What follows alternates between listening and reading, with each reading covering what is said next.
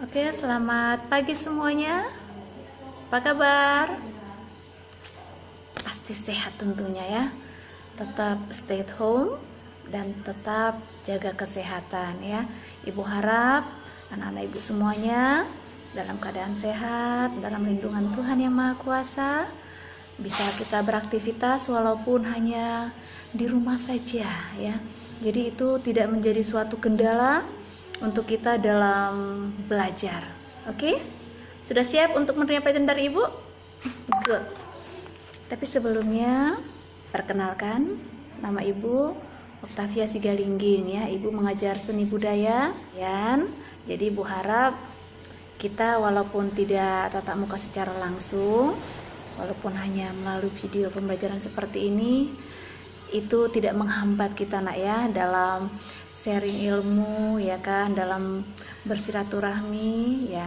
Jadi walaupun kalian hanya bisa melihat ibu dari video pembelajaran seperti ini, jangan merasa gak nyaman atau gimana, kurang deket ya. Bisa aja per ibu kalau ada hal yang mau ditanyakan ya, gak usah sungkan-sungkan nak ya. Baiklah, pada hari ini pokok bahasan kita mengenai seni rupa 2 dimensi. Nah, sebelumnya ibu mau tanya, pernah dengar nggak sih seni rupa 2 dimensi itu seperti apa? Bagus. Kalau kalian langsung bilang lukisan bu, nah betul. Nah, itu salah satu contoh dari seni rupa 2 dimensi ya. Karena hanya bisa dilihat dari satu sisi saja, karena dia hanya memiliki panjang dan lebar, tidak memiliki ruang. Contoh yang lain adalah seperti poster-poster yang ada di jalan-jalan besar ya kan, itu termasuk juga karya seni rupa 2 dimensi. Oke, untuk seni rupa 2 dimensi pengertiannya gimana, kira-kira sudah bisa paham untuk konsepnya nak? Oke, baiklah. Kalau sudah paham, sekarang kita masuki unsur-unsurnya. Apa sih yang menjadi unsur dasar seni rupa itu? Oke, kita saksikan berikut ini. Oke, baiklah anak-anak. Untuk unsur dasar seni rupa ya, ada 7. Yang pertama itu ada titik, ya, garis, bidang, bentuk, warna, tekstur, dan gelap terang. Nah, ini adalah beberapa unsur di dalam karya seni rupa 2 dimensi. Nah, yang pertama bisa kita lihat, titik adalah unsur yang paling dasar nah ya dalam berkarya seni rupa 2 dimensi.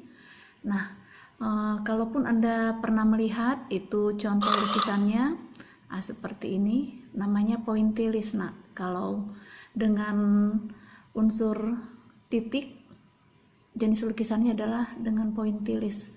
Jadi hanya bentuk titik-titik yang kita munculkan dalam melukis suatu objek.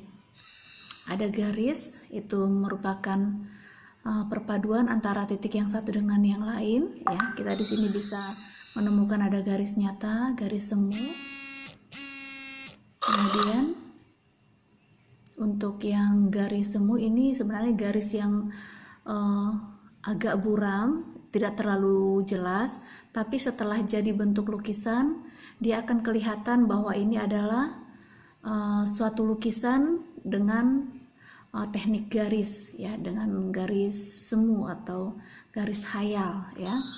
Kemudian ada bidang, yang tadi yang unsur yang ketiga. Bidang adalah perpaduan dari beberapa garis ya. Kita bisa lihat ada beberapa bentuk bidang, ada lingkaran ya kan, ada persegi panjang, ada segitiga, bujur sangkar, dan lain-lain ya. Untuk unsur yang berikutnya, bentuk ya. Bentuk merupakan penggabungan dari beberapa bidang, bisa kita lihat di sini. Nah, untuk bentuk figuratif itu merupakan bentuk yang meniru wujud yang dari alam ya, seperti manusia, hewan, tumbuhan, dan benda lainnya.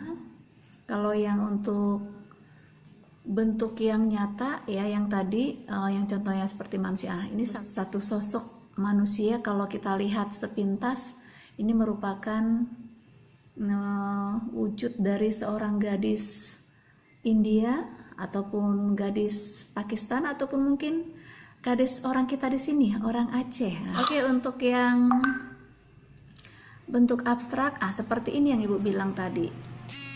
Tidak ada di dunia yang nyata, dia hanya garis atau gambar yang susah kita tebak. Kalau kita tidak menjiwai jiwa seni, kita tidak tahu gambar apa ini sebenarnya, ya kan? Itulah tadi yang bentuk abstrak. Oke, good. Ya. Unsur yang kelima ada warna. Nah, seperti yang kita ketahui, warna dasar ada berapa? Iya, betul, ada 3, yaitu ada warna merah, kuning, dan biru. Nah, selain warna dari ketiga ini adalah merupakan warna sekunder, ya kan, dan tersier, penggabungan dari yang lain. Oke, unsur yang berikutnya adalah tekstur. Tekstur itu adalah nilai raba suatu permukaan atau suatu objek. Apabila kita sentuh, maka tahu kita teksturnya bagaimana. Haluskah, kasarkah, licin, atau menggerutu? Coba kalian sentuh kulit kalian, ya kan? Bagaimana teksturnya? Muluskah atau bergerigi? Oh no. Oke, itu ya, itu adalah tekstur. Nah ya, jadi dalam lukisan pun kita jumpain itu. Jadi ada teksturnya yang lembut kita pegang, ada yang kasar, mungkin efek dari catnya. Oke. Sekarang gelap terang. Gelap terang itu adalah perbedaan intensitas cahaya ya yang terima oleh satu objek dalam waktu yang bersamaan. Contohnya seperti ini. Pernah kalian melihat sunset? Pernah melihat sunset? Tentu ya, apalagi kita kan dekat laut ya.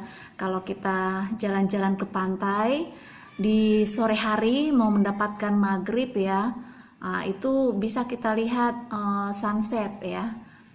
Kemudian yang berikutnya tadi unsur sudah, kemudian kita masuk ke fungsi. Nah, fungsi seni rupa itu di sini ada 2 ya. Ada fungsi murni dan terapan. Yang murni itu adalah mengutamakan keindahannya saja, bukan mengutamakan fungsi. Nah, yang kedua adalah seni rupa terapan. Itu merupakan suatu fungsi seni rupa yang kita hanya melihat nilai gunanya saja atau nilai pakainya saja. Ya, kalau tadi yang murni itu kita melihat hanya nilai keindahannya saja. Nah, kalau yang terapan nilai pakai saja. Contohnya sarung, ya itu kita pakai. Atau kemudian contoh yang lain piring, buku, ya kan, pensil, pulpen, itu termasuk fungsi terapan, ya. Nah, untuk menambah wawasan kalian tentang seni rupa, bisa juga dilihat dari Mbak Google ya, ataupun dari buku seni budaya yang berhubungan dengan seni rupa. Itu akan menambah referensi kalian tentunya. Nah, untuk tugasnya langsung aja ya, diklik link berikut. Oke, apabila sudah dikerjakan jangan lupa klik kirimnya nak ya. Nah, itu udah langsung terkirim sama ibu nantinya. Oke.